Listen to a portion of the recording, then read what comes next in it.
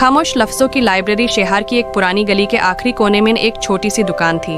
बाहर कोई बोर्ड नहीं था, बस एक पुराना दिया जलता रहता था। लोग कहते थे वहाँ एक ऐसी लाइब्रेरी है जहाँ किताबें नहीं बल्कि वो बातें मिलती हैं जो कभी कहीं नहीं गईं। अरियान वहाँ पहुँचा। उसके सीने में एक बोझ था, कुछ ऐसे शब्द जो यूसे अपनी माँ से कहने चाहिए थे लेकिन उनके गुजारने से पहले वो कह नहीं पाया। मुलाकात अंदर एक बूढ़ी औरत बैठी थी जिनकी आंखें ऐसी थी जैसे उन्होंने हजारों साल का सन्नाटा देखा हो। उन्होंने एक कांच की शीशी जर निकाली और कहा, यहाँ हर उस इंसान की आवाज़ कैद है जिसने काश कहा था। अरियन ने पूछा, क्या मैं अपनी वो बात सुन सकता हूँ जो मैं कहना भूल गया? बूढ़ी औरत मुस्कुराई और बोली, सुनने के लिए तुम्हें एक कीमत देनी होगी। तुम्हें अपनी एक वो याद यहाँ छोड़नी होगी जो तुम्हारे लिए सबसे प्यारी है। सुदाबाजी अरियन ने थोड़ा सोचा।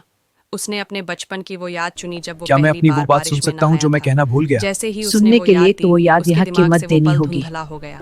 लिब्रेरियन ने उसे एक नीले रंग की शीशी दी। जैसे ही अरियन ने ढक्कन खोला, कमरे में उसकी अपनी ही आवाज गूंजी। क्या ये है? हाँ, ये माँ, तुम्हारे मुझे लिए है। पता है आपने मेरे लिए कितनी आर्यन कुर्बानियां क्यों? दी ये हैं। कैसे? माँ, मुझे मैं बस पता है कहना आपने मेरे चाहता लिए था कितनी कि मैं कुर्बानियां आपसे दी हैं। बहुत प्यार करता हूँ। मैं बस कहना चाहता था कि अरियन मैं की आपसे आंखों बहुत में प्यार आंसू करता आ हूँ। गए।